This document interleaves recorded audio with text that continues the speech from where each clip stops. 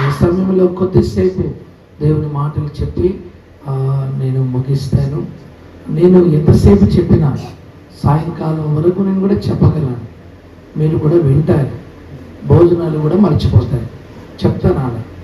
కానీ అంతసేపు ఏం చెప్పను. కానీ ఎంతసేపు చెప్పినా, కొద్దిసేపు చెప్పినా, ఎక్కువసేపు చెప్పినా మీరు చక్కగా కొద్దిగా మాట వింటే ఖచ్చితంగా మీ ఇంట్లో మేలు జరుగుతుంది.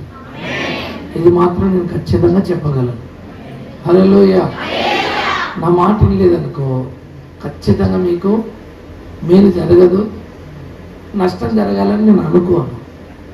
కానీ వింటే మాత్రం మేలు జరుగుతుందని ఖచ్చితంగా చెప్పగలను.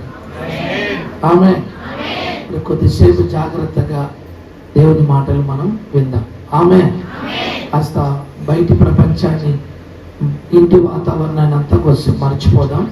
కొద్దిసేపు దేవుని మాటలు విందాం. హల్లెలూయా. చూడండి, 2వ దినవృత్తాంతముల గ్రంథము 6వ అధ్యాయము.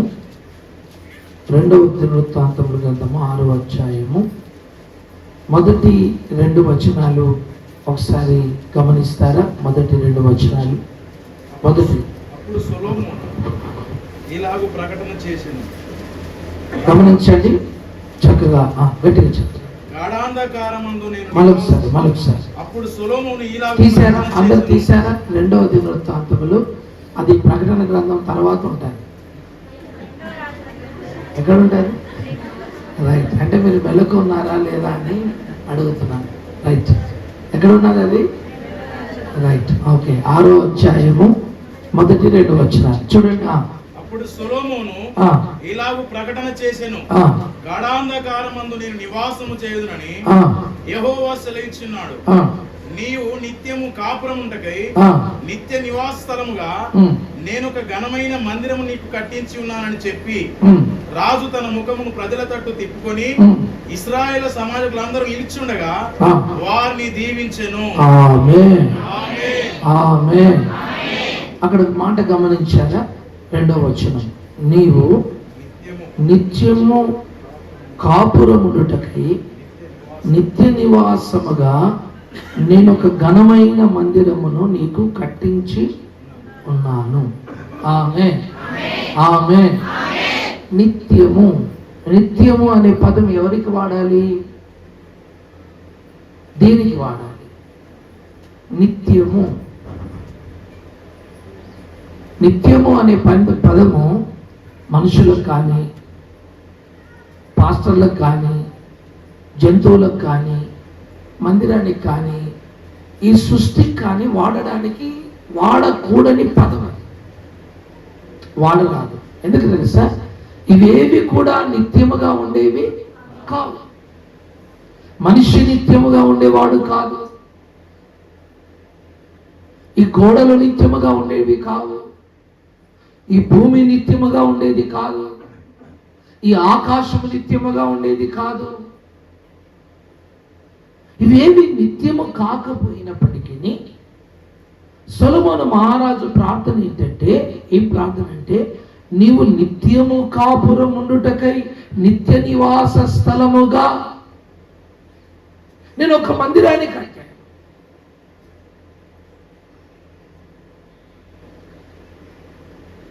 ఒకసారి సొలొమోను కట్టిన మందిరాన్ని గురించి ఆలోచిస్తే చాలా అద్భుతంగా కట్టాడు.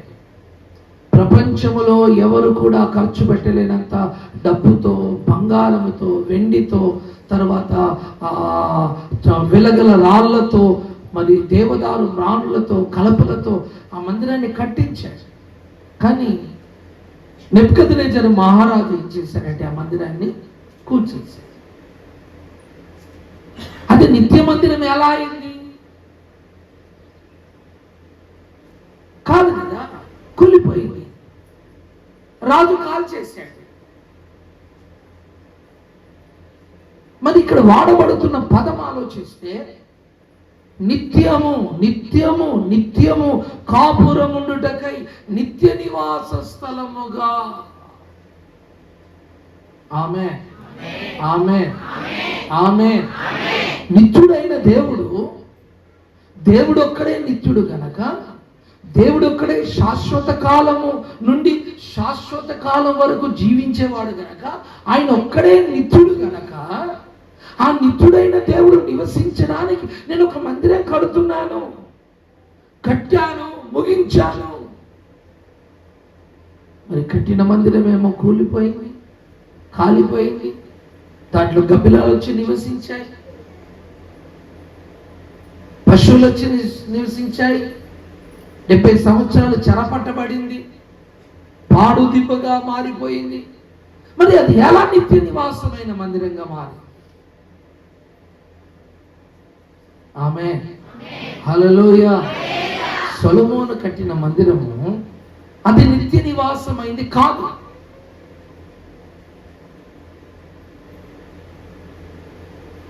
ఎందుకంటే అది మనుషులు చూస్తుండగానే కూలిపోయింది, కాల్చబడింది. నిత్య నివాసమైన మందిరాన్ని కట్టిన వారు ఎవరంటే మన ప్రభు అయిన యేసుక్రీస్తుల వారు. ఆమేన్, హల్లెలూయా, హల్లెలూయా, హల్లెలూయా. కానీ సొలొమోను యొక్క మందిరం యొక్క మహిమ ఏమైనా తగ్గిందా అంటే గమనించండి. సొలొమోను మందిరం కట్టాడు. ఎలాంటి మందిరం కట్టాడంటే చాలా వెలగల రాళ్లతో కట్టాడు. నేనంటాను, ఒక రాయికున్న విలువతో మనం ఒక ఇల్లే కట్టేయవచ్చు, మనం ఒక ఇల్లే కట్టుకోవచ్చు. అంత వెలగలిగిన రాళ్లను తెప్పించి దేవుని మందిరాన్ని కట్టించాడు. కానీ తాను ఎంత వెలగల రాళ్లతో కట్టినా ఆ రాళ్లలో ఏమీ లేదు, జీవము లేదు, ప్రాణం. జీవము లేని రాళ్లతో, చలనము లేని రాళ్లతో, నోరు లేని రాళ్లతో, శిల్పకారులు చెక్కిన రాళ్లతో, దిద్దిన రాళ్లతో ఏం చేశాడంటే సొలొమోను మహారాజు చక్కగా మందిరాన్ని నిర్మాణం చేశాడు. కానీ ఎంత చక్కగా మందిరం వెలగల రాళ్లతో నిర్మాణం చేసినా ఆ రాళ్లలో ఏం లేదండి, జీవం. ఆమె చెబుదామా? హల్లెలూయా. మరి ఒక్కొక్క రాయి 10 లక్షలు ఉండవచ్చు, ఒక్కొక్క రాయి 20 లక్షలు ఉండవచ్చు, ఒక్కొక్క రాయి అసలు భూమి మీద మరి కొన్ని చోట కొన్ని ప్రాంతాలలోనే ఆ రాయి దొరుకుతుండవచ్చు. అది సాధారణమైన మనుషులకు అందుబాటులో ఉండే రాళ్ళు కాకపోవచ్చు. అలాంటి కాస్ట్లీ రాళ్ళు తీసుకొచ్చి మందిరాన్ని కట్టించాడు. కానీ ఆ రాయికి ఏం లేదు, జీవం.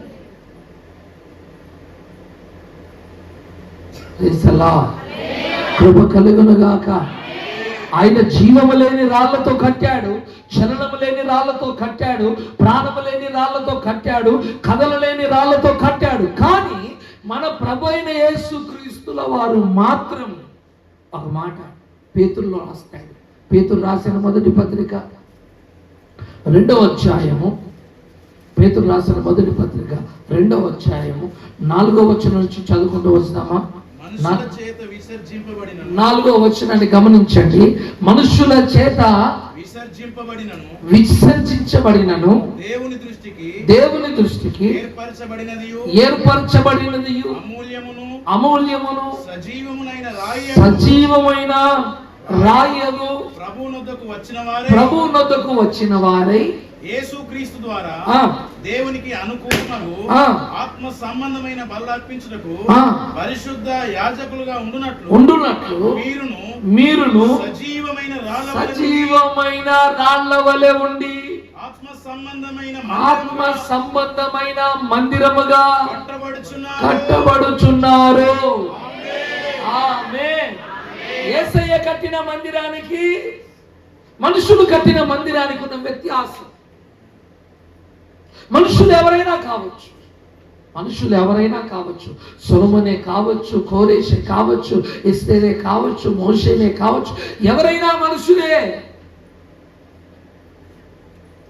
మోషే కట్టిన మందిరములో కూడా దేవుని షకీనా మహిమ వచ్చి నిలబడింది. కానీ అది నిత్యముగా నిలబడలేదు. ఇప్పటికీ ప్రత్యక్ష గుడారం ఎక్కడుందో కూడా ఎవరికి తెలియదు. మందసం ఎక్కడుందో ఎవరికి తెలియదు. దీపవృక్షం ఎక్కడుందో ఎవరికి తెలియదు. దేవుని మహిమ దిగి వచ్చిందే, దేవుని మహిమను ప్రజలు కళ్ళకు కట్టినట్టుగా చూశారే. ఏమైపోయింది ఆ మహిమ? ఏమైపోయింది ఆ మందిరం? ఎలా మహిమ దిగి వచ్చిందో అలానే మహిమ పైకి వెళ్ళిపోయింది, అది నిలబడలేదు. సొలొమోను మహారాజు అద్భుతమైన మందిరం కట్టాడు, దేవుడు నిత్యముగా ఇక్కడ ఉండాలని. కానీ మహిమ దిగి వచ్చింది, కానీ ఆ మహిమ ఆ మందిరంలో నిలబడలేదు, అలానే పైకి వెళ్ళిపోయింది.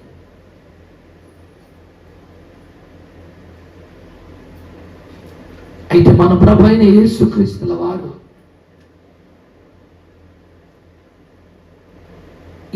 ఇప్పుడు చదివిన లేఖనం భాగ ప్రకారంగా మీరందరూ నా వైపు చూస్తే మళ్ళీ ఒకసారి ఆ వాక్యాన్ని చదువుతారు.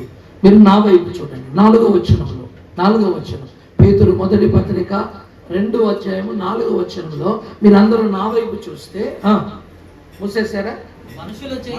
మనుషుల చేత విసర్జింపబడినను దేవుని దృష్టికి మీరందరూ కూడా మనుషుల చేత విసర్జించబడి, కులము నుంచి విసర్జించబడి ఉన్నారా? కులములు మిమ్మల్ని రాణిస్తారా? మీరు పాలిస్తారా? ఉన్నావంటే నువ్వు ఇక బయటికి రాలేదని అర్థమైందా? వాస్తవానికి నువ్వు దేవుని బిడ్డగా బ్రతికిన తర్వాత వారి మాటలకు నీ మాటలకు అసలు పొత్తనే చెప్పరే, కుదరదు. వారి నడకకు నీ నడక పొత్తనే. నువ్వు ఉన్నావంటే ఇంకా వారితో కలిసి నడుస్తున్నా చచ్చిన రాయివే. నువ్వు చచ్చిన రాయివే. నేను చెప్పడం లేదు, నువ్వు అంత సీరియస్ చూస్తావు ఎందుకు? నేను చెప్తున్నాను, బైబిల్ చెప్తుంది. దేవునికి స్తోత్రం, హల్లెలూయా. అక్కడ రాయబడి ఉంది కదా, ఏమని రాస్తుంది? మనుషుల చేత, కులము చేత, లోకము చేత, బంధువుల చేత విసర్జించబడి దేవుని దృష్టికి ఏర్పరచబడిన వారు మీరు. దేవునికి స్తోత్రం. మీరెవరు? దేవుని దృష్టికి ఏర్పరచబడిన వారు. మీ ఎమ్మెల్యే దృష్టికి, ఎంపీ దృష్టికి, సీఎం దృష్టికి మీరు ఏర్పరచబడిన వారు కాదు. వారు మీరు లెక్క చేయకపోయినా వారు చుట్టూ తిరుగుతాం, నీ మీద ఉంచినా వారి చుట్టూ తిరుగుతాం. నేను చెప్పి పట్టుకొని నడిచి నీ భుజం మీద చెయ్యేసి నిన్ను ఆదరించి నీకు రక్షణ ఇచ్చి ఆ దేవుణ్ణేమో దూరంగా పెడతావు. చీ అని అన్నవారినేమో నువ్వు దగ్గర పెట్టుకుంటావు. అక్కడ చూడండి, మీరు ఏర్పరచబడిన వారు. దేవుడు మిమ్మల్ని ఏర్పరచుకున్నాడు. ఆమేన్. జాతి వేరైనా, కులం వేరైనా, రక్తం వేరైనా, భాష వేరైనా, కుటుంబాలు వేరైనా, ఆచారం వేరైనా, సంప్రదాయం వేరైనా, పద్ధతులు వేరైనా, మనమందరము దేవుని చేత ఏర్పరచబడిన వారము. ఏర్పరచబడి అమూల్యమును మీరెవరు? అమూల్యమును సజీవమునైన రాయియగు ప్రభువునొద్దకు వచ్చిన వారై దేవునికి అనుకూలములకు ఆత్మ సంబంధమైన బలులు అర్పించుటకు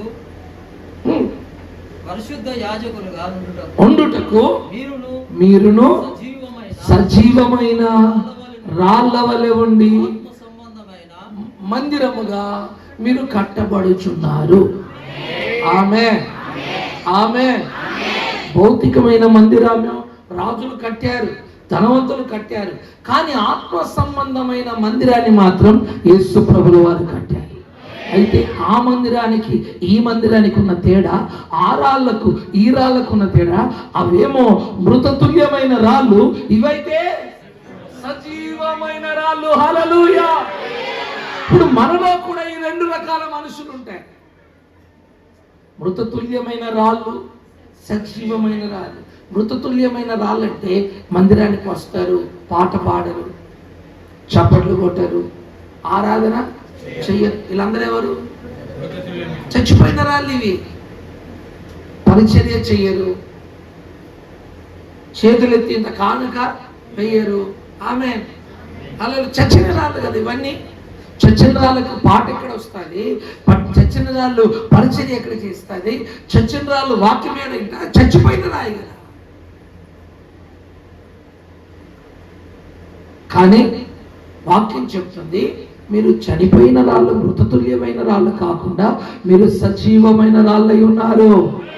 సజీవమైన రాళ్ళు ఏం చేస్తాయి?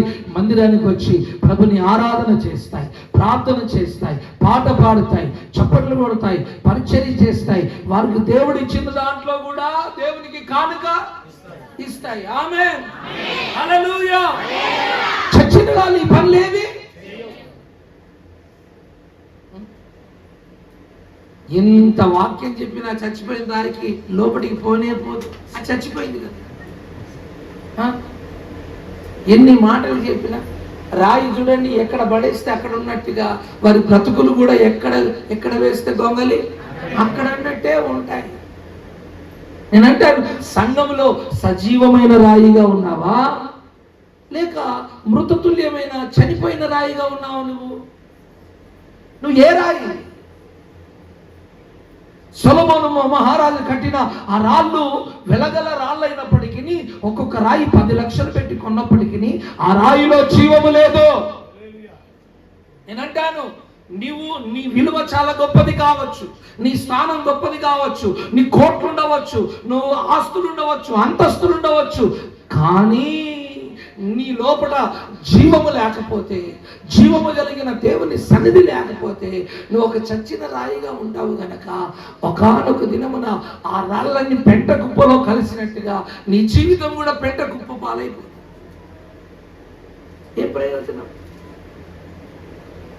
అయితే గమనించండి, దేవుడు ఆ రాళ్ళగా మనం ఉండకుండా వాళ్ళందరినీ కూడా ఏర్పరచుకొని సజీవమైన రాళ్ళగా దేవుడు చేశాడు. హల్లెలూయా. సజీవమైన రాళ్ళగా దేవుని మందిరముగా మనము కట్టబడుతాము గాక. హల్లెలూయా. మన ప్రాణాత్మ శరీరములోనే దేవుని ఆలయము కట్టబడును గాక. అందుకే వాక్యం చెబుతుంది, పౌలు చెబుతున్నాడు, నీ దేహమే దేవుని ఆలయం. నువ్వెవరు? దేవునికి ఆలయాన్ని.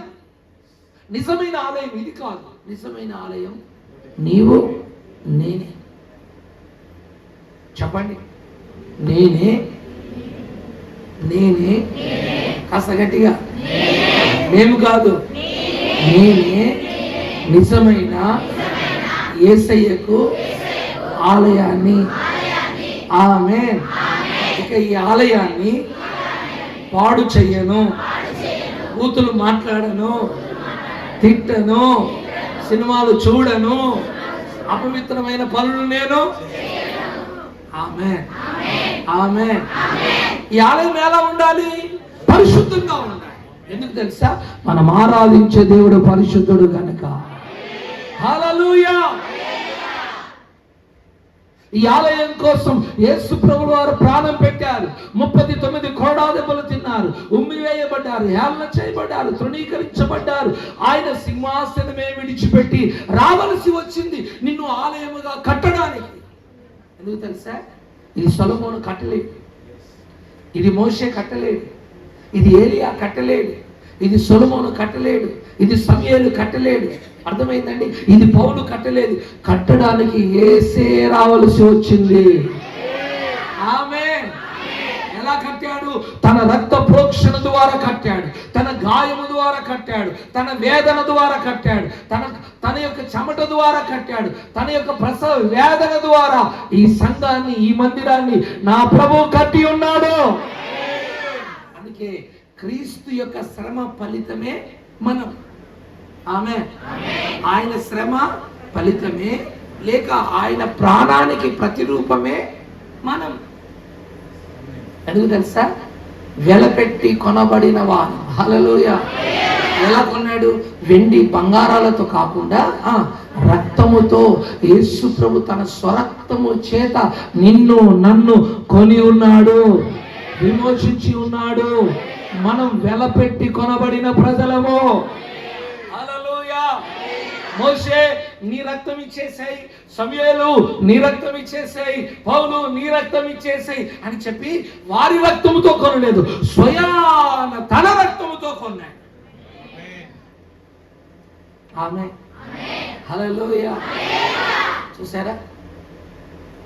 కనుక దేవుని బిడ్డలమైన మనం అమూల్యమైన వారమని దేవుడు మనల్ని మందిరంగా కట్టడానికి, మనలో నివసించడానికి ఆయన సజీవ రాళ్ళ వలె దేవుడు మనల్ని నిలబెట్టి ఉన్నాడనే సంగతిని గ్రహించి సజీవమైన రాళ్ళ వలె మందిరములో మనము నివసించుదుము గాక. ఆమేన్, ఆమేన్, హల్లెలూయా. సొలొమోను మహారాజు మందిరం కట్టాడు కదా, చాలా వెలగలిగిన రాళ్లతో కట్టాడు కదా. మరి ఆ రాళ్లకు ఏమున్నాయంటే కొలతలు ఉన్నాయి.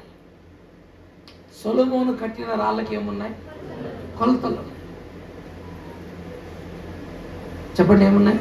కొలతలే. ఒక్కొక్క రాయి 10 ఫీట్ల పొడవు, 10 ఫీట్ల పొడవు. ఒక్కొక్క రాయి మరి 10 ఫీట్ల వెడల్పు. ఒక్కొక్క రాయి 20 ఫీట్ల పొడవు, 10 ఫీట్ల వెడల్పు, ఎత్తు 10 ఫీట్లు. ఈ గోడ ఎంత ఎత్తుందో అంత ఉంటుంది ఒక రాయి. ఒక్కొక్క రాయి ఈ స్టేజ్ ఎంత ఉందో ఇంత వెడల్పుతో అంత ఎత్తులో ఒక్కొక్క రాయి ఉంటుంది. ఆ రాయి ముందు మనం నిలబడితే దానికి సగానికి వచ్చేస్తే సగానికి కూడా మనం రాము. అంత పెద్ద రాళ్ళు సొలొమోను మహారాజు తెప్పించిన రాళ్ళు. Praise the lord. ఇంకా చెప్పాలంటే ఒక రాయి మీద ఒక ట్రాక్టరే నడిపించవచ్చు. చెప్పండి, ఒక ట్రాక్టరే నడిపించవచ్చు ఒక రాయి మీద నిలబెట్టి. అంత పెద్ద పెద్ద రాళ్లతో, కాస్ట్లీ రాళ్లతో మరి కట్టాడు. దానికి అది ఎంత పెద్ద రాయైనా దానికి ఏమున్నాయి చెప్పండి? కొలతలు ఉన్నాయి. దేవునికి స్తోత్రం. కానీ ఆత్మ సంబంధమైన రాళ్లతో కట్టబడుతున్న మనకు కొలతలు లేవు. ఆమె చెప్దామా? హల్లెలూయా. అంటే సొలొమోను కట్టిన రాళ్ళకేమో సైజు ఉంది. ఎంత సైజు? ఆ సైజ్ చెప్పేయచ్చు. 10 ఫీట్లు, 8 ఫీట్లు, 4 ఫీట్లు, ఇట్లా సైజులు చెప్పేయచ్చు. పరిమితి ఉంది. పరిమితి కలిగిన రాళ్లతో, సైజు ఉన్న రాళ్లతో, ఒక హద్దున్న రాళ్లతో మరి మందిరాన్ని కట్టాడు. కానీ కొత్త నిబంధన సంఘమైన సజీవమైన రాళ్ళమైన మనకు ఈ రాయికి పరిమితులు ఆమె సైజులు లేవు. మనం చూస్తే 5 ఫీట్లో, 5 ఫీట్ల 6 ఇంచులో, 7 ఇంచులో, 10 ఇంచులో ఉంటాం కదా మన కొలతలు చూస్తే. కానీ ఆమేన్, ఆమేన్, ఆమేన్. మనిషిని కొలవచ్చు కానీ హృదయం ఎంత లోతుందో కొలవచ్చా? మరి చెప్పండి. ఇక హృదయం ఎంత లోతుందో అది చాలా లోతైన బాయి. అర్థమైందా? దాంట్లో నుంచి నీరు చేదరడము చాలా కష్టము. అర్థమైందండి? మరి హృదయపు లోతే అంత లోతుగా ఉన్నప్పుడు మనిషి ఎంత లోతుగా ఉంటాడు? దాని అర్థం ఏంటంటే సజీవమైన రాళ్ళగా ఉన్న మనకు, గమనించండి, సొలొమోను కట్టిన రాళ్లకు పరిమితులు ఉన్నాయి కానీ సజీవముగా ఉన్న రాళ్లకు మనకు కొలతలు లేని, పరిమితులు లేని ఆశీర్వాదాలు ఉన్నాయి. ఆమేన్, ఆమేన్, హల్లెలూయా. అది వ్యత్యాసం. మన ఆశీర్వాదాలకి పరిమితి లేదు. నువ్వు ఎప్పుడైతే సజీవమైన రాయిగా దేవుని సన్నిధిలో కట్టబడతావో, నువ్వు ఎప్పుడైతే దేవుని సన్నిధిలో సజీవమైన రాయిగా ఆయనను ఆరాధన చేస్తావో, ఆయన్ని వెంబడిస్తావో, కొలతలు లేని, కొరత లేని ఆశీర్వాదాలను నువ్వు చూస్తావో. ఆమె చెప్తామా? హల్లెలూయా, హల్లెలూయా. ఎందుకు? ఆ రాళ్ళ కొలతలు ఉన్నాయి, నీ రాయికి కొలతలు లేవు. ఇప్పుడు చెప్పండి, మందిరంలో సజీవమైన రాళ్ళ వలె ఉంటారా, చచ్చిన రాళ్ళ వలె ఉంటారా? ఆమేన్, హల్లెలూయా. నువ్వు సజీవమైన రాయివైతే నీ కొరత లేని, కొదవలు లేని దైవికమైన దీవెనలను దేవుడు నీకు అనుగ్రహిస్తాడు. Praise the lord, praise the lord, praise the lord. ఎందుకు తెలుసా? సజీవమైన రాళ్ళ వారి వలె ఉండి వెంబడించిన వారి జీవితాన్ని గమనిస్తే, యోసేపు యొక్క జీవితాన్ని గమనిస్తే చూడండి, అతడు సజీవమైన రాయిగా ఉన్నాడు. ఎన్నో శోధనలు వచ్చాయి, పోరాటాలు వచ్చాయి, నిందలు వచ్చాయి, అవమానాలు వచ్చాయి, చెరసాలు వేయబడ్డాడు. 13 సంవత్సరాలు భయంకరమైన పోరాటాన్ని, శ్రమను అనుభవించాడు. అయినప్పటికీ ఎక్కడ చచ్చిపోకుండా, ఆత్మీయంగా వెనకబడకుండా, ఆత్మ సంబంధమైన విషయాలు చచ్చిపోకుండా అతడు సజీవుడుగానే ఉండి ప్రార్థించేవాడుగా, ఆరాధించేవాడుగా, ప్రభుని వెంబడించేవాడుగా, ప్రభు చిత్తము చేసేవాడుగా యోసేపు ఉన్నందువలన దేవునికి స్తోత్రం, అతని ఆశీర్వాదం ఎంత దూరం వెళ్ళిపోయిందంటే ఫరో సింహాసనం అంత ఎత్తుగా యోసేపు ఎదిగిపోయాడు. ఆమేన్. పరిమితులు లేని ఆశీర్వాదం చచ్చిపోయిన రాళ్ళకు ఉండవు. సజీవమైన రాళ్ళుగా ఉన్న వారికి మాత్రమే పరిమితులు లేని. ఇప్పుడు చెప్పండి, యోసేపు యొక్క ఆశీర్వాదం ఏదైనా పరిమితి ఉందా? ఆయనకు బంగారం తక్కువైందా? డాబాలు తక్కువైపోయినాయా? అంతఃపురాలు తక్కువైపోయినాయా? రథాలు తక్కువైపోయి ఏం తక్కువైంది చెప్పండి? ఆయన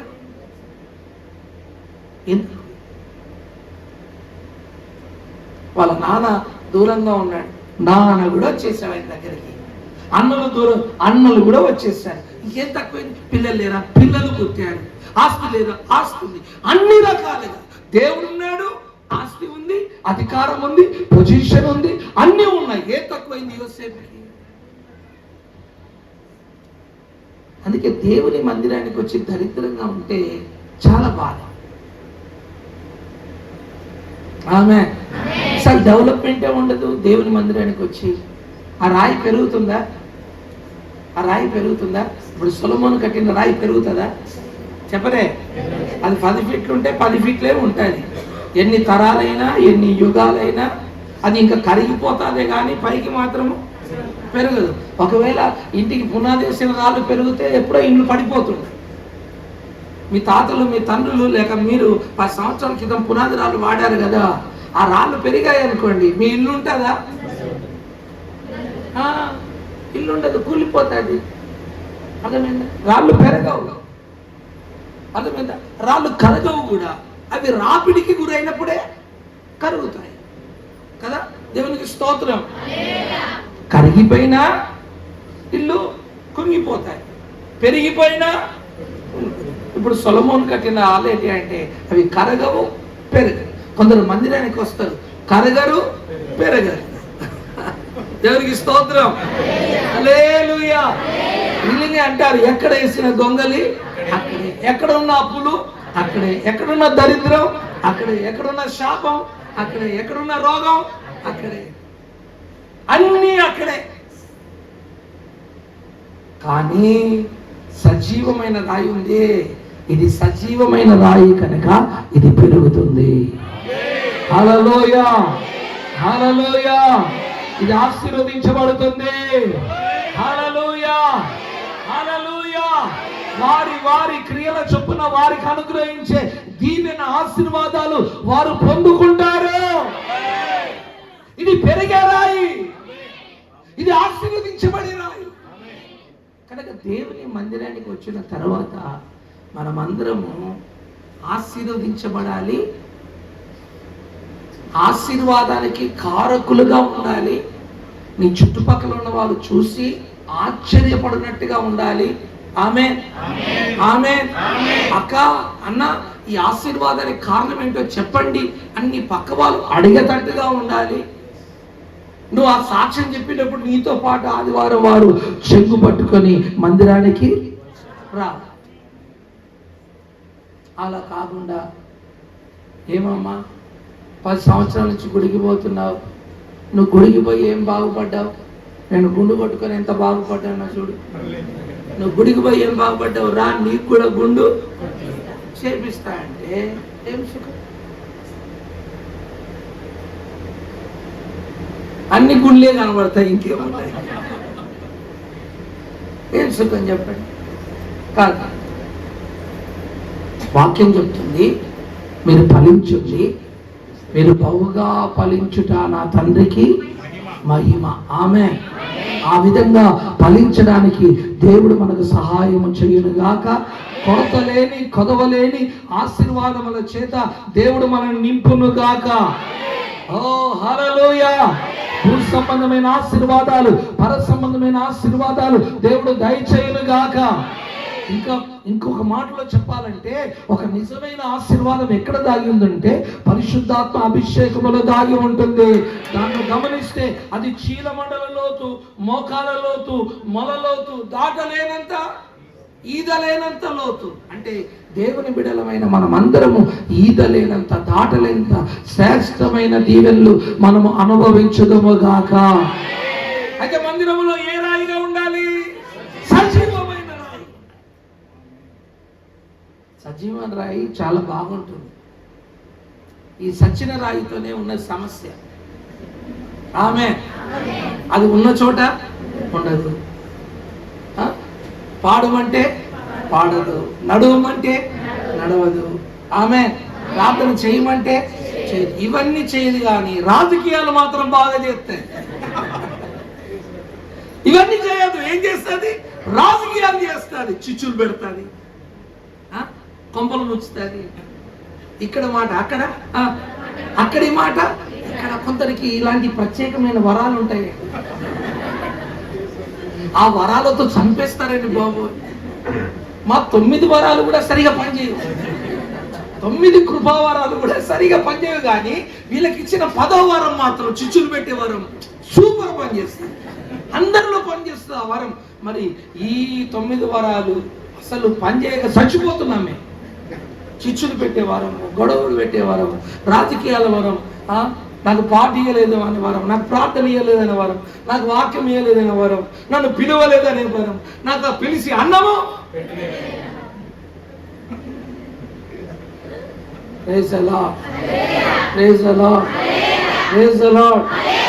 చర్చికి నేనే రేకు లేకపోతే నా పేరు చెప్పలేదనే వరం, అఫేర్ నేను ఇస్తే దాని మీద నా పేరు రాయలేదనే వరం. దాని మీద పేరు రాస్తే అది తిరిగినట్టే తిరుగుతాం. భూచక్రం తిరిగినట్టుగా తిరుగుతుంటావు. దేశాధిపతివై. దేవునికి స్తోత్రం. ఈ చచ్చిన రాళ్ళతో ఇదే తలనొప్పి. మీరు చెప్పండి, మీరు సంఘంలో చచ్చిన రాళ్ళ వల్లే ఉంటారా, సజీవమైన రాళ్ళ వల్లే ఉంటారా? సజీవమైన రాళ్ళు ఎలా ఉంటాయి? ప్రేమతో ఉంటాయి, తగ్గించుకుంటాయి, ఓర్చుకుంటాయి, పాట పాడతాయి, చప్పట్లు కొడతాయి, దైవజనునికి లోబడతాయి, దేవునికి భయపడతాయి, వాక్యానుసారంగా జీవిస్తాయి, హల్లెలూయా, పరిచయం చేస్తాయి, కానికిస్తాయి, దశపదాలు ఇస్తాయి, దేవుణ్ణి సంతోష పెట్టే రాళ్ళుగా ఉంటాయి. హల్లెలూయా. ఈ చచ్చిన రాళ్ళు దేవుణ్ణి నడిపిస్తాయి, ఆయన నడిపిస్తాయి, పక్కోళ్ళని నడిపిస్తాయి. ఆమేన్. ఈ చచ్చిన ఈ వాక్యం వినదు, వినే వాళ్ళను కూడా పక్కన వినలేదు. ఏమింటదే? ఏమింటావురా నువ్వు? పోదాంపా, బోరు కొడుతుందిరా, ఆశీర్వాదానికి వద్దాంరా. ఎప్పుడు ఆశీర్వాదానికి వద్దాంరా. కనుక మనం ఆ రాళ్ళ వలె కాకుండా సజీవమైన రాళ్ళ వలె ఉండి, కొలతలు లేని, కొదవలు లేని ఒక ఆశీర్వాదాన్ని మనం పొందుకుందాముగాక. హల్లెలూయా. అందుకే పాత నిబంధన భక్తులకు కొలతలతో కూడిన ఆశీర్వాదం ఉంటే, కొత్త నిబంధన భక్తులకు కొలతలు లేని ఆశీర్వాదం ఉంది, కొలతలు లేని అభిషేకం ఉంది, కొలతలు లేని వాగ్దానాలు ఉన్నాయి. పాత నిబంధన భక్తులకు ఒక వాగ్దానమే అలా ఏరి కోరించాడు. మనకైతే బైబిల్ నిండార వాగ్దానాలు ఇచ్చాడు.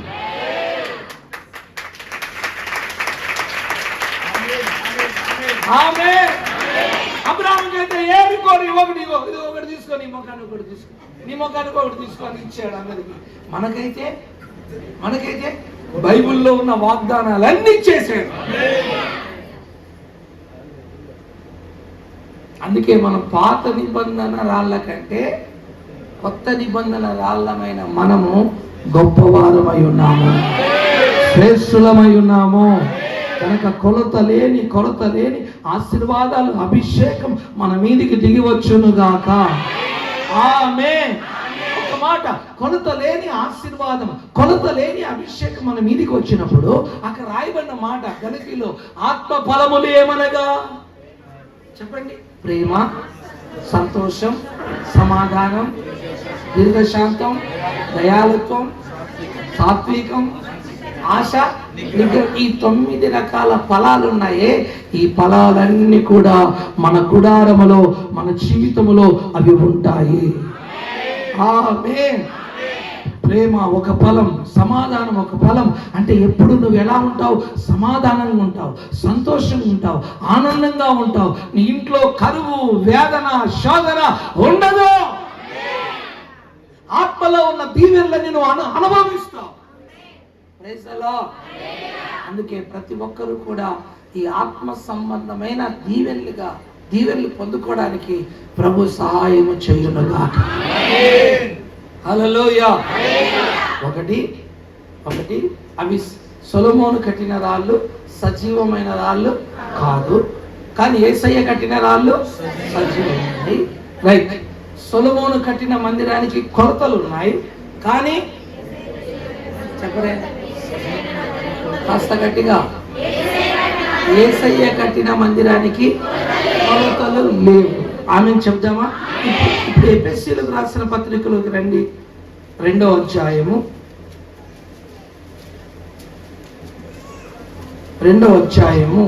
21వ వచనాన్ని అలా తీసి ఉంచండి. నేను ఒక మాట చెప్తాను. 2వ అధ్యాయము 21వ వచనం అలా తీసి ఉంచండి, నా వైపు చూడండి. ఆమేన్. హల్లెలూయా. రైట్. ఇప్పుడు చూడండి, సొలొమోను కట్టిన మందిరానికి పైభాగంలో ఏముంది? కప్పు ఉంది. పైభాగంలో ఏముంది? కప్పు ఉంది. అంటే అర్థం ఏంటిది?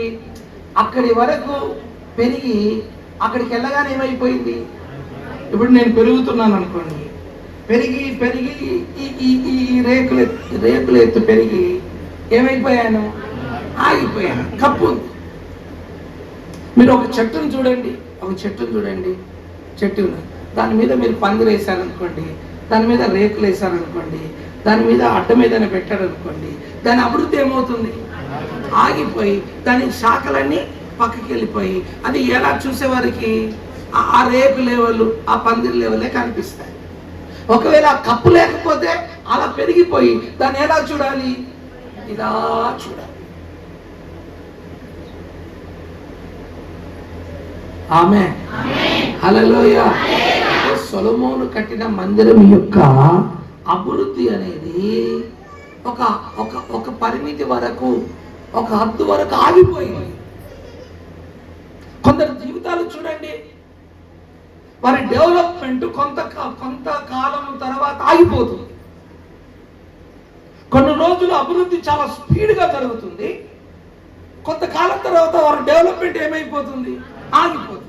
కొన్ని సంఘాలు చూడండి, కొంతకాలం చాలా స్పీడ్గా డెవలప్ అవుతాయి, కొంతకాలం తర్వాత వాళ్ళ డెవలప్మెంట్ ఆగిపోతుంది. 50 మంది దగ్గర, 60 మంది దగ్గర, 30 మంది దగ్గర, 40 మంది దగ్గర, 100 మంది దగ్గర ఆగిపోతుంది. తర్వాత మళ్ళీ ఆ 150, తర్వాత 200 డెవలప్ కాదు, ఆ 100 మందిలో 70 మందో అక్కడ ఆగిపోతుంది. సొలొమోను కట్టిన మందిరం అదే. టాప్ ఉంది కదా, ఆ టాప్ ఏం చేసిందంటే వీరి ఎదుగుదలను ఏం చేసింది? ఆపేసింది. కానీ కొత్త నిబంధన సంఘానికి, కొత్త నిబంధన సజీవమైన రాళ్లకు, కొత్త నిబంధన మందిరమైన మనకు టాప్ లేదు. ఆమేన్. మీ మీద టాప్ ఉందా? నువ్వు బయటికి వెళ్ళు, నువ్వు మందిరాన్ని కదా, నువ్వు బయటికి వెళ్ళు. బయటికి వెళ్తే ఆకాశమే నీకు హద్దు. అంతేనా? మరి ఆకాశమే హద్దు అంటే ఎంత ఎత్తుంది చెప్పు? అందనంత, ఊహించనంత. ఆమేన్. ఆమేన్. నువ్వు పైకి వచ్చినా కొద్దీ రా అంటది ఆకాశం. నువ్వు పైకి వచ్చినా కొద్దీ ఏమంటది? రా అంటది. ఏమి నేను అందుకోలే, రా కదా, అందుకోవడానికి రా అంటది. రా అంటది, రా అంటది. అది రానందులో కూడా మనం పైకే పోతాం. ఎందుకు? మన ఆయుష్ చిన్నది, దాన్ని అందుకోలేము. నేను అంటాను, కొత్త నిబంధన సంఘం యొక్క అభివృద్ధిని దేవుడు ఆకాశము కంటే ఎత్తుగా చేసి ఉన్నాడు. హల్లెలూయా, హల్లెలూయా. ఇప్పుడు చదవండి 2వ అధ్యాయం. ఇప్పుడు చదవండి 2వ అధ్యాయం 21వ వచనమా. ప్రతి కట్టడము ఆయనలో చక్కగా అమర్చబడి ప్రభునందు పరిశుద్ధమైన దేవాలయం అగుటకు వృద్ధి పొందుచున్నది. ఆయనలో మీరు కూడా ఆత్మ మూలంగా దేవునికి నివాసస్థలమై ఉండుటకు కట్టబడుచున్నారు. ఆమేన్ చెప్దామా? కాస్త గట్టిగా చెప్దామా? హల్లెలూయా. అక్కడ అభివృద్ధి పొందుచున్నది. 21వ వచనంలో గమనించండి, ప్రతి కట్టడము ఆయనలో చక్కగా అమర్చబడి ప్రభువునందు పరిశుద్ధమైన దేవాలయముటకు వృద్ధి పొందుచున్నది. ఆమేన్. అంటే అర్థం ఏంటిదంటే మన ఆత్మీయ జీవిత ఎదుగుదలకు హద్దులు లేవు, మన విశ్వాసానికి హద్దులు లేవు, మన సంఘానికి హద్దులు లేవు, మనం దేవుని రాజ్యం విస్తరణ చేయడానికి హద్దులు లేవు, ప్రార్థన చేయడానికి హద్దులు లేవు. హద్దులు లేని విశ్వాసం, హద్దులు లేని ప్రార్థన, హద్దులు లేని అభివృద్ధి. అంటే అర్థం ఏంటంటే ఒక దశకు చేరి మన అభివృద్ధి ఆగిపోవద్దు. మీరు చెట్లను చూడండి, అది ఎన్ని సంవత్సరాల చెట్టు అయినా ఆ చెట్టు పై కొమ్మలలో చూస్తే ఏం కనబడుతుంది? చిగురుగా. చూసారా? అది పెరుగుతూనే ఉంటుంది, దాని అభివృద్ధి జరుగుతూనే ఉంటుంది. కనుక కొత్త నిబంధన సంఘ బిడ్డలమైన మన అభివృద్ధి, ఆర్థిక అభివృద్ధి కావచ్చు, లేక ఆత్మీయ అభివృద్ధి కావచ్చు, ఈ 2 విషయాల్లో అభివృద్ధి ఎక్కడ ఆగిపోకుండా మనం ఎదుగుతూనే ఉందముగాక. విశ్వాసములో ఎదగాలి, ప్రార్థనలో ఎదగాలి, పరిశుద్ధతలో ఎదగాలి, సమర్పణలో ఎదగాలి, ఆరాధించడంలో ఎదగాలి, పరిచర్య చేయడంలో ఎదగాలి. దేవునికి స్తోత్రం. హల్లెలూయా. ఎదగాలి. చాలు అనుకోవద్దు. ఏమంటున్నా? చాలు అనుకోవద్దు. చాలు. హద్దులు లేదు. అభివృద్ధికి హద్దులు లేవు. అభివృద్ధికి హద్దులు లేవు. ఆమేన్. చాలు అన్న రోజు ఏమైతుంది? అభివృద్ధి ఆగి. ఎందుకు? మనకు టాప్ లేని మందిరం ఇది. ఈ మందిరానికి టాప్ లేదు, ఈ మందిరానికి టాప్ ఉంది. ఈ మందిరాన్ని బయట నిలబడితే టాపే లేదు. ఆమేన్. ఇప్పుడు గంట సేపు కూర్చుంటావు, బయటికి వెళ్తే అది ఇంటి టాపు, ఇది మందిరం టాపు. నీ టాపేది? నీకు టాపే లేదు, తప్పే లేదు. నీకు నువ్వు పెరుగుతూనే ఉండాలి. అంటాను, ఎక్కడ నీ అభివృద్ధి ఆగిపోయిందో, సాతానుడు నీ అభివృద్ధి చేయకుండా ఎక్కడ నీ మీద వాడు పందిరై నిలబడ్డాడో, లేక అడ్డుగా నిలబడ్డాడో, యేసు నామమున ఈ రోజు తొలగిపోవునుగాక. ఆమేన్. నా అభివృద్ధిని ఆపడానికి ఎంతమంది ప్రయత్నం చేస్తారండి? సైతాన్ ఎవరెవరిలో దూరుతుంటాడు. వాడు డైరెక్ట్గా ఆపరేట్ చేయలేడు కదా, అందుకే మనుషుల్లో దూరుతాడు. నేనేం చేస్తాను తెలుసా? నేనేలాంటానంటే, అయితే 6 నైతో బతుకుతే చేస్తే చస్తాను అన్న రకం నాది. ఈ రకములైన మనుషులతో ఎదుటోనికి ప్రాబ్లమే. ఆమేన్. బతకాలని అనుకున్నోనికే కష్టం. కానీ అయితే 6 నైతో పారు అనుకొని బతికే వాళ్ళకు ఎట్లుంటది? ఎదుటోనికి కష్టమే. ఆమేన్. ఎన్ని సాతానుడు వచ్చి అభివృద్ధి సంబంధమైన పందిరులు వేసి, స్లాబులు వేసి, రేకులు వేసి, నిందలు వేసి, అవమానాలు వేసి, అవరోధాలు వేసి, లేని పోని అబద్ధపు మాటలు ఏదేని తోటలో పాపము లేని కాలములోనే లేనిపోని మాటలు చెప్పి ఎంత సేవను, నన్ను, అభివృద్ధిని అణచడానికి ప్రయత్నం చేశారు. కోకొల్లలు ఉన్నారు, కానీ ఎవరు తరం కాదు. కొందరు చచ్చిపోయారు, కొందరు బతుకున్నారు, కొందరు వ్యాధులు వచ్చాయి, కొందరు ఇంకా ప్రయత్నం చేస్తున్నారు. ఏం చేస్తున్నారు? ప్రయత్నం చేస్తున్నారు ఇంకా ఏమైనా చేద్దామని.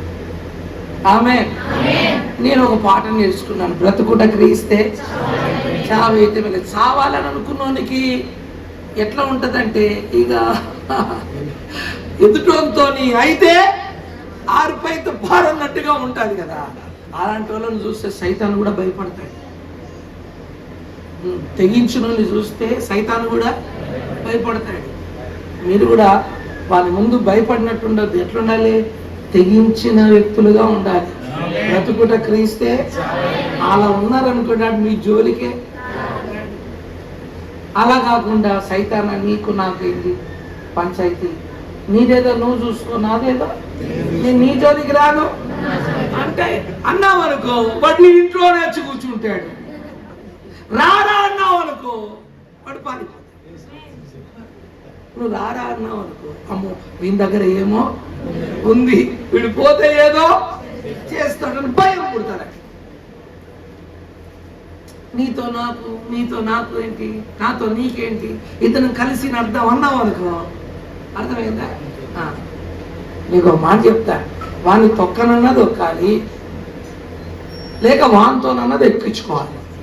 ఈ రెండు పనులు ఏదన్నా ఒక పని చేయాలి. ఒకటి వాడిని తొక్కనన్నా తొక్కాలి, లేదా వానితోనన్నా తొక్కించుకోవాలి. ఇప్పుడు ఈ రెండిట్లో మీకు ఏది కావాలి? కాస్త గట్టిగా. మీరు లోపల కూర్చొని మాట్లాడినంత ఈజీ కాదు. వాడు బయట ఇంటున్నాడు. నువ్వు లోపలే అన్నావు కదనే సలోవి, నువ్వు బయటికి రా, తొక్కుతావే నన్ను తొక్కుతారా? నువ్వు బయటికి అయితే రా, అయ్యగారైతే పోనీ కదా, అయ్యగారైతే నువ్వు తొక్కుతావో నేను చెప్పు, బయటతో చెప్పు, యేసు నామమున యేసయ్య పాదాల కింద నేను తొక్కేస్తాను, అడు తొక్కబడును గాక, జయము కలుగును గాక. హల్లెలూయా. నేనంటాను, క్రొత్త నిబంధన సంఘమైన మన అభివృద్ధిని ప్రపంచంలో ఎవరు ఆపలేరు. ఎందుకు తెలుసా? క్రీస్తు నీలో ఉన్నాడు. నీలో ఉన్నవాడు లోకములో ఉన్నవాడి కంటే గొప్పవాడు. నీ అభివృద్ధిని ఆపే దమ్ము ఎవరికి ఉంది? చెప్పు, ఎవరికి ఉంది? నీ ఆరోగ్యాన్ని దెబ్బతీసే దమ్ము ఎవరికి లేదు. నిన్ను అప్పుల పాలు చేసే దమ్ము ఎవరికి లేదు. నిన్ను దోచుకునే దమ్ము ఎవరికి లేదు. ఒకవేళ నీ జీవితంలో కొన్ని నష్టాలు పోరాటాలు వచ్చినా అది నీ విశ్వాసానికే పరీక్ష. అంతేగాని దేవుడు నీ దగ్గర నుంచి నువ్వు ఓడిపోయావని అర్థము కాదు. యోబు దగ్గర నుంచి అన్ని పోయాయి అంటే యోబు పాపం చేశాడా? లేదు, అది పరీక్ష. కొత్త నిబంధన సంఘానికి దేవుడు ఇచ్చే పరీక్ష ఉంటుంది. ఆ పరీక్షల్లో పాస్ అయినప్పుడే మనల్ని దేవుడు ప్రమోట్ చేస్తాడు. ఆమేన్. ఆ పరీక్షల్లో గెలిచిన షడ్రక్ మేషక్ అబేద్నెగోలు బబులోను సామ్రాజ్యంలో గొప్పవారు కాలేదా? ఆ పరీక్షను గెలిచిన యోబు రెండంతలుగా ఆశీర్వదించబడలేదా? హల్లెలూయా. నీ అభివృద్ధిని ప్రపంచంలో ఏ శక్తి ఆపలేదు. అలాని వ్యక్తి చేస్తే చేయడం బట్టి నా సేవ ఆగిపోయింది, లేక పలాని వ్యక్తి చేయబట్టి నా యొక్క సంఘం ఆగిపోయింది, లేకపోతే మా ఇల్లు ఆగిపోయింది, మా అభివృద్ధి ఆగిపోయింది, మా ఆరోగ్యం ఆగిపోయింది అనడానికి వీలు లేనే లేదు. ఎందుకు తెలుసా? నీ అభివృద్ధిని ఆపే దమ్ము ఈ భూమి మీద ఎవరికి? ఆపడానికి సైతాను ప్రయత్నం చేస్తాడు, కానీ వాని మాటలు ఏమి దేవుడు సాగనివ్వడు. ఎందుకు తెలుసా? ప్రభు అయిన యేసు క్రీస్తు ద్వారా మనకు జయము అనుగ్రహిస్తున్న దేవునికి మహిమ కలుగునుగాక.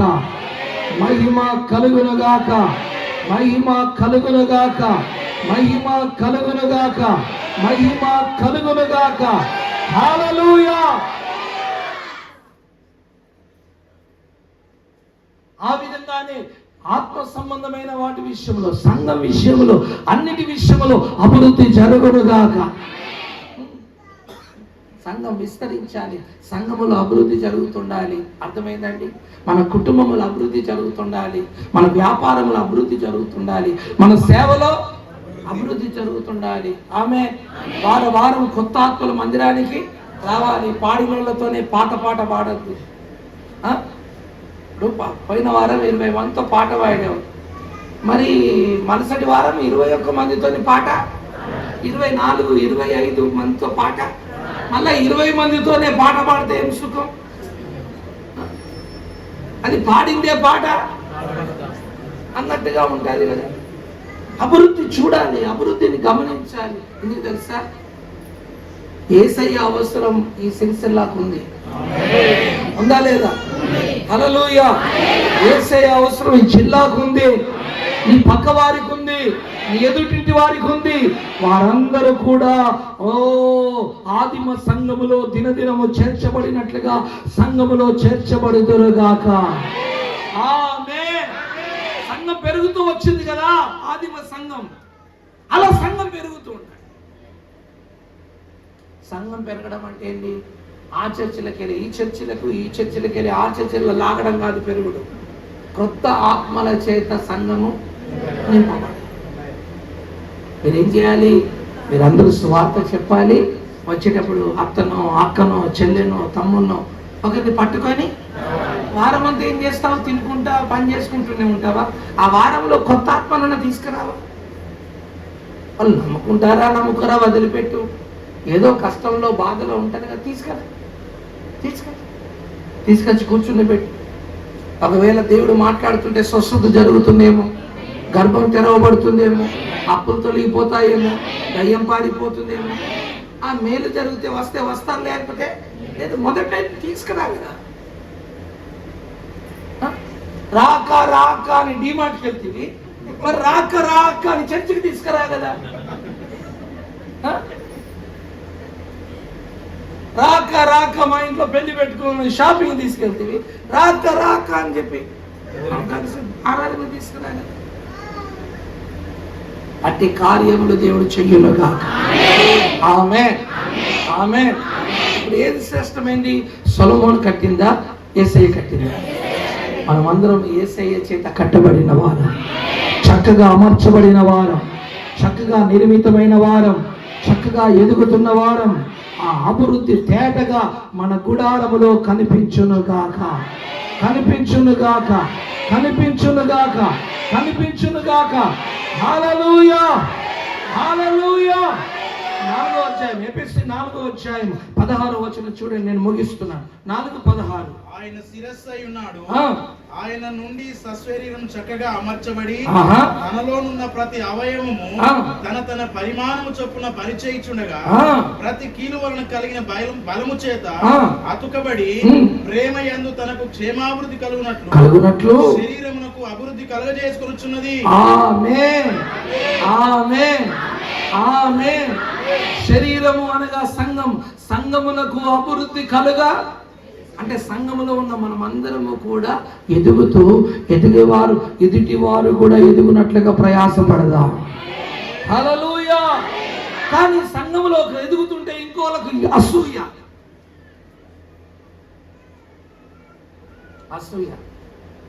ఎవరు ఎదుగు ఇల్లు కడుతున్నారు అనుకో, కడుతున్నావా? ఇద్దరు వీళ్ళు నీకు వచ్చిందా? నాకు రాకపోయా. మనసులో అనుకుంటుంది, ప్రభా నాది ఆపేస్తా, దాన్ని కూడా ఆపే.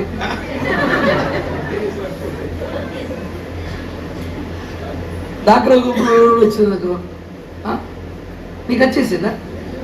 నీకు లేచిందా? నాకు లేవకపోయా. ప్రభా ఈ మీద కూడా ఆగిపోతే బాగుంటుంది. లేస్తే ఇద్దరికి ఒకటేసారి లేవాలి ప్రభా, పోతే అన్ని పోవాలి. బండి కొన్నావా? అవునా ప్రభా, తొందరగా అమ్మేసుకునేటట్టు చేయను. ఆయన ఏం చేయాలి? ఒక ఇల్లు కట్టుకున్నారనుకో, అక్క ఇల్లు కట్టుకున్నావా? దేవుడు నీకు ఇల్లు ఇచ్చాడు. ఆమేన్, ఆమేన్. ఇంట్లో దేవుడు ఉంటాడు. హల్లెలూయా. అక్క నాకు కూడా ఇల్లు లేదక్క, నా కోసం ప్రార్థన చెయ్యక్క. ఇది అంతేగాని వారు ఎదుగుతుంటే, వారు ఆత్మీయంగా ఎదుగుతుంటే వారు ఆర్థికంగా ఎదుగుతుంటే మనం అసూయ పడ్డామనుకోండి, అసూయ పడితే ఉన్నది ఉంచుకున్నది అంతా పోతుంది. ఉన్నది ఉంచుకున్నది దాచుకున్నది అర్థమైందా, దాచిపెట్టింది అంతా పోగొట్టు. ఇంకా చెప్పాలంటే పైకి కూడా పోతుంది. ఎందుకు తెలుసా, బైబిల్లో రాస్తుంది, సనిగి వారు సమారకుని ద్వారా సంహరించు. అందుకే సనగద్దు. ఎవరన్నా ఎదుగుతుంటే వారిని మనం ప్రోత్సహించుదుముగాక. వారిని బట్టి నీవు దీవించబడినట్లుగా దేవుని సన్నిధిలో ప్రార్థన చేసుకుందాముగాక. హల్లెలూయా, హల్లెలూయా. అన్న అంటుంది, అదిగో ఆమెకు పిల్లలు ఇచ్చావయ్యా, నాకు కూడా జ్ఞాపకం చేసుకున్న ఆయన, నా గర్భాన్ని కూడా లేదు ప్రభా, దానికి విడాకులు కావాలయ్యా, అది ఇంట్లోకి వెళ్ళిపోవాలయ్యా, నేను ఒక్కదాన్నే ఉండాలయ్యా అని ప్రార్థన చేసింది. చేయి. ఆమేన్, ఆమేన్, హల్లెలూయా. అప్పుడంటే నడిచిపోయింది, 2 పిల్లలు 4 పిల్లలు. ఇప్పుడు ఒకే భార్య, ఒకే భర్త, సైడ్ బిజినెస్ లేనే లేదు, స్టెప్నీ టైర్ లేనే లేదు. ఆమేన్. నడవదు, కుదరదు. అలాంటి వాళ్ళ బల్ల కూడా తీసుకోవద్దు. అర్థమైందా? బల్ల కూడా తీసుకోవద్దు. జాగ్రత్తగా పవిత్రంగా ఉండాలి, పరిశుద్ధంగా ఉండాలి. ఎందుకు తెలుసా, దేవుడు ఒక్కడే, సంఘము ఒక్కడే. ఆమేన్. దేవుడు ఒక్కడే, ఆయనకు భార్య కూడా అదే దేవుని సంఘం. ఆమేన్, హల్లెలూయా. సొలొమోనుకు 1000 మంది ఉన్నారు, నాకు 4 ఉంటే తప్పేంటి?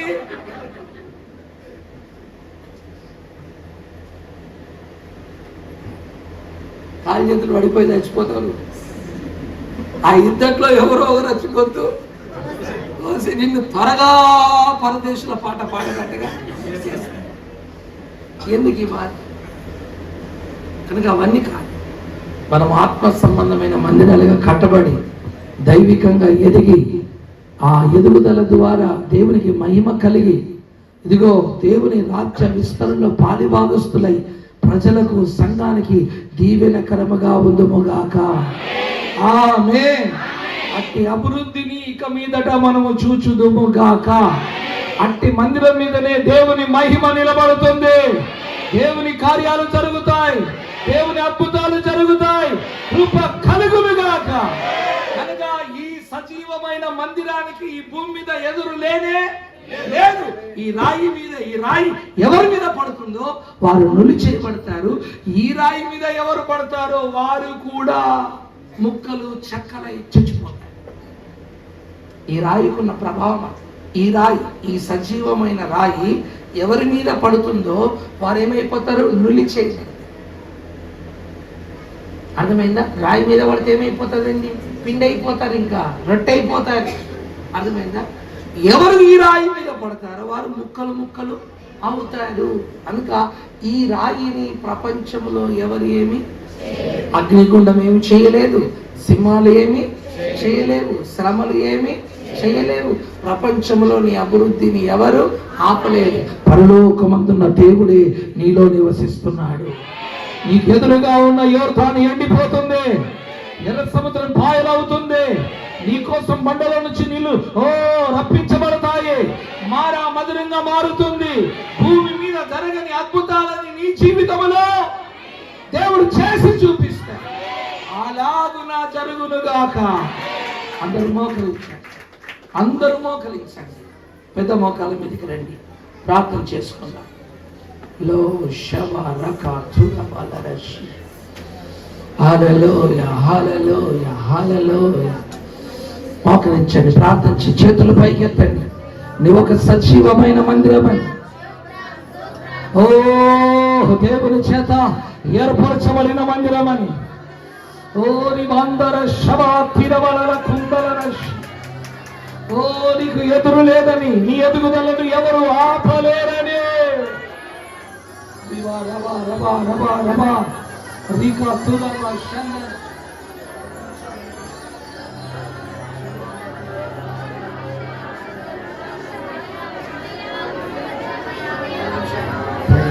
Praise the Lord, praise the Lord, hallelujah. స్తోత్రం, స్తోత్రం. అమ్మా, నువ్వు సజీవనాయిగా ప్రభు సన్నిధిలో ఉండడానికి ఇష్టపడుతున్నావా?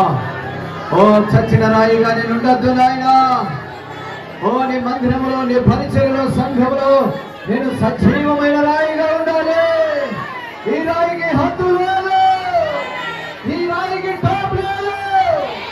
అమ్మా నీ ఎదుగుదలను ఎవరు ఆపలేరు.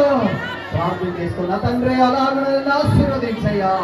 దేవా నీకు స్తోత్రం, స్తోత్రం, స్తోత్రం, స్తోత్రం, స్తోత్రం, స్తోత్రం. అయ్యా ఇంతవరకు చచ్చిన రాయిగా నేనున్నానేమా.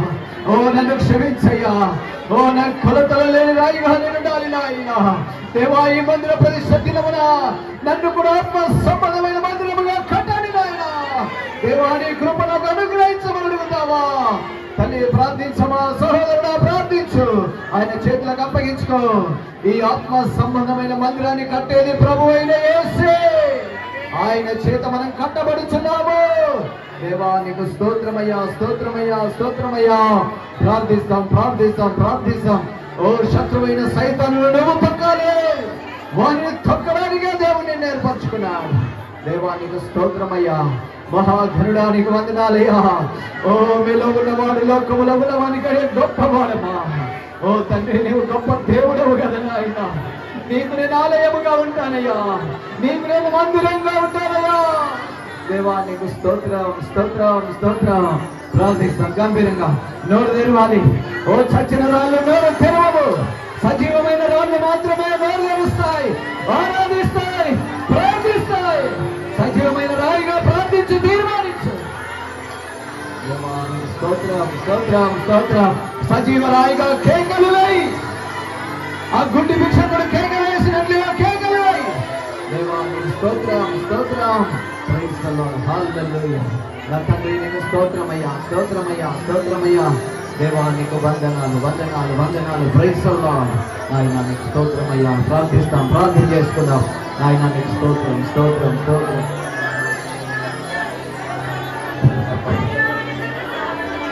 ఆమేన్. ప్రభు మనతో మాట్లాడిన మాటలు బట్టి దేవునికి స్తోత్రం చెల్లిద్దాం. మనము చచ్చిన రాళ్ళ వలె కాక సజీవమైన రాళ్ళ వలె కృప కలిగిన వారమై, ఎదుగుదల కలిగిన వారమై ఉండకు దేవుడు సహాయం చేయనట్టుగా స్తోత్రం చెల్లిద్దాం. మన దాసుని కుటుంబాన్ని బట్టి, మందిరాన్ని బట్టి, సంఘాన్ని బట్టి దేవునికి స్తోత్రం చెల్లిద్దాం. వచ్చిన సేవకులను బట్టి, మరి సంఘ బిడ్డలను బట్టి, ఆయా ప్రాంతాల్లో వచ్చిన విశ్వాసాలను బట్టి స్తోత్రం చెల్లిద్దాం. ప్రేమాస్వరూపి పరిశుద్ధుడైన దేవా, నీ ఘనమైన ప్రశస్తమైన నామాన్ని బట్టి స్తోత్రాలు. ఇంతవరకు నాయన ప్రభా పెంతెకోస్తు గాస్పెల్ ప్రార్థన మందిరం నాయన ప్రతిష్ఠించి అయ్యా ఈ నూతన మందిరంలో ఆరాధన చేయుటకు, వాక్యమును ధ్యానించుటకు మీరు ఇచ్చిన కృపకై స్తోత్రాలు. సొలొమోను కట్టిన రాళ్ళు సజీవమైన రాళ్ళు కాదు నాయన, అవి మృతతుల్యమైనవి నాయన, అవి కొలతలు కలిగినవి నాయన, అవి హద్దులు కలిగినవి నాయన. ప్రభా మాకైతే కొలతలు లేని అయ్యా మేము సజీవమైన రాళ్ళ వలె ఉండి, కొలతలు లేని రాళ్ళ వలె ఉండి, ప్రభా హద్దులు లేని రాళ్ళ వలె ఉండి, ఆ విధంగా అభివృద్ధి చెందే మందిరముగా మీరు మమ్మల్ని ఉంచినందుకు స్తోత్రం. ఈ మహిమ కలిగిన మందిరము ద్వారా ఈ భూమి మీద కార్యాలు జరుగునుగాక. ఈ బిడ్డలను ఓ కొలత లేని ఆశీర్వాదాలతో, ఓ ఎదుగుదలకు హద్దు లేని ఆశీర్వాదాలతో నీ ప్రజలు తృప్తి చెందుదురుగాక. ఈ బిడ్డలు సజీవమైన రాళ్ళ వలె నాయన సాక్షులుగా బ్రతుకుటకు సహాయము చేయి. నీ బిడ్డల ద్వారా మహిమ కలగాలి నాయన. వారి పాట, సాక్ష్యం, వాక్యము ద్వారా మహిమ కలుగునుగాక. వచ్చిన సేవకులను, సంఘ బిడ్డలను అందరినీ దీవించు. మతాలేని పాస్టర్ గారిని, కుటుంబాన్ని, వారి పిల్లలను ఆశీర్వదించండి. మీరు త్వరగా రాబోతున్నారు, నీ రాకడకు సిద్ధపరచండి. ఈ మందిరం అంచెలంచెలుగా అభివృద్ధి చెందునుగాక, నూతన ఆత్మలతో నింపబడునుగాక, సరిహద్దులు విశాలపరచబడునుగాక, కార్యములు గొప్పగా జరుగునుగాక, ఆటంకాలు తొలగిపోవునుగాక, అద్భుతములు జరుగునుగాక. మీరే మహిమ తెచ్చుకొని నీ రాకడకు సిద్ధపరచుమని బలిష్టమైన హస్తాలకు అప్పగించుకుంటూ యేసు నామమున అడుగుచున్నాము తండ్రి. నా ప్రాణమా యెహోవాను స్తుతించుము, నా ప్రాణమా యెహోవాను స్తుతించుము, ఆయన చేసిన ఉపకారములలో తెలియని మనం. ఆమేన్. తండ్రి అయిన దేవుని దీవెన, కుమారుడైన యేసయ్య కృప, పరిశుద్ధాత్మనిత్య సహవాసం సన్నిధి లోకములో ఉన్న పరిశుద్ధులకు, కూడి వచ్చిన బిడ్డలకు, ఈ మందిరమునకు, దాసుని కుటుంబానికి ఎప్పుడు సదాకాలం నీ మహిమ తోడుగా ఉండి నడిపించును గాక. ఆమేన్. హల్లెలూయా. అందరికి వందనాలండి. కూర్చుందాం.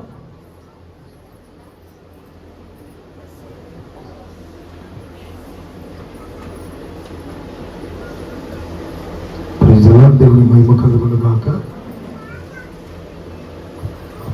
మరి దినమున ఈ మందిర ప్రతిష్ఠిత ప్రారంభోత్సవానికి మన మధ్యలోనికి వచ్చి మనల్ని ఇంతవరకు వాక్య పరిచయం ద్వారా బలపరిచి, ప్రార్థన ద్వారా, ఉపదేశం ద్వారా మన జీవితాలు కట్టబడినట్లుగా చక్కటి వర్తమానం అందించి, మరి మన క్షేమాభివృద్ధి కొరకు మన మధ్యలోనికి వచ్చినటువంటి ప్రభు నడిపించినటువంటి గనులైన, అభిషక్తులైన, పుస్తులైనటువంటి మహాత్మ నాయకులయ్యే కూడా హృదయపూర్వక నిలవనాలు తెలియజేయచ్చు. అలాగే మరి ఈ ప్రతిష్ఠిత కార్యక్రమం కొరకు నా ప్రేమ ఆహ్వానం అందుకొని మన మధ్యకు ఇచ్చేసినటువంటి దైవజనులందరికీ కూడా ప్రవేశిస్తూ శుభంలో నా హృదయపూర్వక 2 వందనాలు. అలాగే ఆయా ప్రాంతాల్లో నుండి మరి కోనరావుపేట, తంగెలపల్లి, బావుసపేట, మరి అలాగే బదనపల్లి, చాలా ఈ ప్రాంతంలో నాంపల్లి నుండి ఇలాగ అనేక చోట్ల నుండి మీరు ఈ రోజు మీ సమయాన్ని హెచ్చించి ఈ పరిచర్యను నన్ను ప్రేమించి మరి మా మధ్యకు వచ్చినటువంటి ఆయా సంఘం నుండి వచ్చినటువంటి ప్రియ బిడ్డలందరికీ కూడా ప్రభు యేసుక్రీస్తు శుభములు నా హృదయపూర్వక 2 వందనాలు అందరికీ తెలియజేస్తున్నాను. మరి మంచిది. ఇంతటితో ఈ ఆరాధన కార్యక్రమం ముగించడం జరిగింది. మనందరి కొరకు చక్కటి ప్రేమ విందు సిద్ధపాటు చేశాము. ఆ ప్రేమ విందులో మీరందరూ కూడా పాల్పొంది చక్కగా వెళ్ళవలసిన ప్రభుత్వం తెలియజేస్తున్నా. మా కొరకు, ఈ పరిచర్య కొరకు, సంఘం అంతటి కొరకు కూడా మీ అనుదిన ప్రార్థనలో జ్ఞాపకం చేసుకోవాల్సిందిగా ప్రభుత్వం తెలియజేస్తున్నా. మీ అందరికీ శుభములు నా హృదయపూర్వక 2 వందనాలు.